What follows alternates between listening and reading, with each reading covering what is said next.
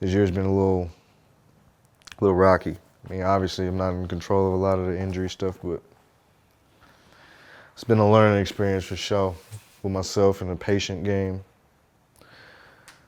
Yeah. What's up, everybody? It's Bradley Beal with the Phoenix Suns, and you're watching My Diary on ESPN Andscape. This is Diary 3. Go Gators. Phoenix Suns guard Bradley Beal will miss the next 2 weeks of play to rehab a right ankle sprain. Always enjoy solo time. I'm an independent person, so part of me always enjoys a little bit of time to myself and time to reflect and see where I am in life, you know, see where I want to be, kind of time to just like reflect on your goals, reflect on, you know, life a little bit. But it's also been frustrating too. It's a dangerous place to be alone a lot too, because you are caught in your thoughts a lot. You do get caught in that mindset of questioning a lot.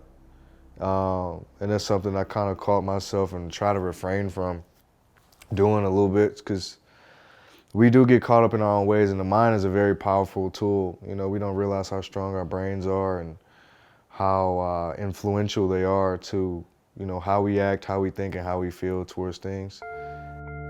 An above 500 road record and an under 500 home record as Bradley Beal is hurt. Oh boy. He hit the three and was fouled.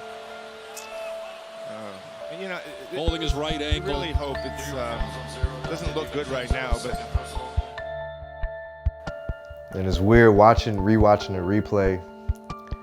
And like I can see like step by step how it happened. And it's totally out of everybody's control. Like Dante was making a great contest, and he was just way of the game, just naturally fell into my path. And it wasn't a dirty play or anything like that. Like, what do you do about it? And not just once, but twice, and not just twice, but 3 times. You know, so it happens over and over and over again. And I think that's kind of it's a frustrating thing, a frustrating state to be in. But obviously, you try to find the positives in all of that. You know, what's the message that I'm trying to learn? I'm very faith-based and spiritual, so God, what messages are you trying to, you know, say to me? Is it be patient? You know, be more patient. You know, you need just a few more days or a few more weeks to get past it. You know, you're not ready yet. Or just be prepared for what's happening on the back end. Like, you don't know what story I'm writing, but it's an amazing one in the end. Like, those are all things written that I believe in too, you know, so it's a tough space to be in, you know, but I have a great support system, and my biggest thing is that helps me through it all is staying positive, man. Positive, positive, positive. If you tell yourself, you know, oh man, I don't feel good, you're not gonna feel good. If you tell yourself I'm in pain, you're gonna be in pain. Like if you literally sit there in a negative state and tell yourself, yeah, I'm probably not this, I'm not that, I don't feel this, I feel like that, you're gonna experience those things, you're gonna feel those things, and eventually you're gonna start believing like, oh man, that is who I am, that's what I do, that's what I feel. And so it's definitely a fine line balance of understanding, you know, why you are to yourself in those moments and times, and utilizing them, you know, that time and that space, you know, in a positive light, you know, to, you know, uplift yourself, uplift your life, uplift your spirit, whatever it is that you're dealing with or whatever it is you're going through. Uplift yourself, you know, because your mind is very powerful. We share space with the Mercury too, so I see the GOAT, I see Diana come in there, get her work in. I see Big BG come in and get her work in, and so it's definitely cool to be able to get that interaction with them too in their off season and kind of see how they go about their work, go about their training, especially DT, like she's the GOAT, you know, so to see her doing this at 40 years old is crazy. Still doing it at a high level, still working out, first in the gym, last to leave, like you can't teach that, man, and she's an amazing talent. I always respect women and their ability to play, their ability to teach the game, because my mom taught me. My mom showed me how to shoot, she showed me everything about the game, so I always respect women in that regard.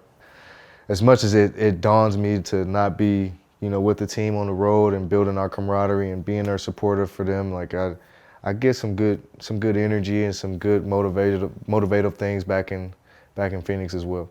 Washington Wizards and Capitals owner Ted Leonsis is preparing to move his NBA and NHL franchises to a proposed new arena complex and entertainment district in Alexandria, Virginia, sources tell ESPN. DC, dude, there is no moving to Virginia. Like, what is that? Ted, we love you to death. We understand what you want to do and trying to do. But you can't take the team out of DC. It's Chocolate City.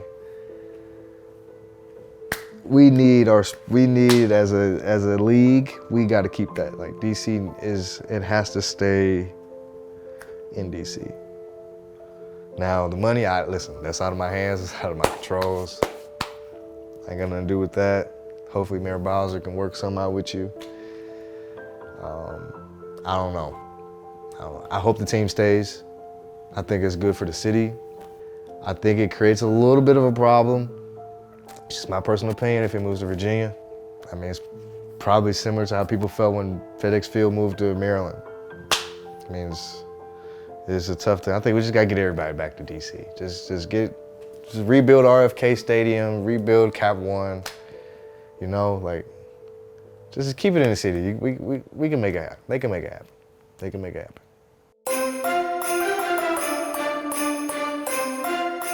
Christmas games are the best. Christmas games are almost like mini playoff games, man. Super energetic crowds, you know, everybody's there. It's Christmas. Whole world's watching. There's no better feeling than playing on Christmas. Man, it's no better feeling. Like, from a kid watching, growing up, like, that's something you dreamed of, like opening your gifts and then being able to watch or play on Christmas. Like, that was cool. Listen, man, I'm gonna try to ramp this thing up. In the back of my head, I pray I'm ready for Christmas because my boys love to watch me play, and that's been another thing that's kind of hit me in the chest this year is like my kids are getting older, so they're starting to understand the game a little bit more. They're understanding when dad plays, when dad doesn't play. It frustrates the hell out of them. I understand, I get it from all angles, man. I get it from fans, I get it from my family, and I get it from my little boys. So, and yeah, man, it is nothing like it.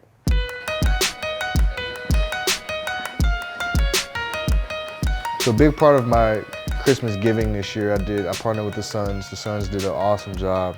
The Sons in the Salvation Army here in Phoenix. They literally had a warehouse of just toys for these families, man, and had them organized, well organized in numbers and names and everything. And there were 100+ people there helping, just volunteering of all ages, races. It was an unbelievable sight to see. It was very encouraging, very uplifting. Yeah, people look at me as an athlete and as a celebrity, as a mentor, and as this guy we gotta go see and meet and greet, but that puts life into perspective for me, man. I was very appreciative of that moment. My family was too. The Sons too, you know, just always giving back to the community and letting people know that they're loved, that they're thought about. Because there's no better feeling than that and putting a smile on somebody's faces and there's kids' faces for Christmas and the holidays. Ooh, I hate New Year's resolutions. Don't bring them to me. I feel like if you're gonna change, you can start today and change. Don't wait till New Year's to change. But what you eat, don't make me fat. So if that's what you love to do, do it. I'm gonna support you and I'm gonna hold you accountable to those resolutions, just like if I had some, I would want you to hold me accountable.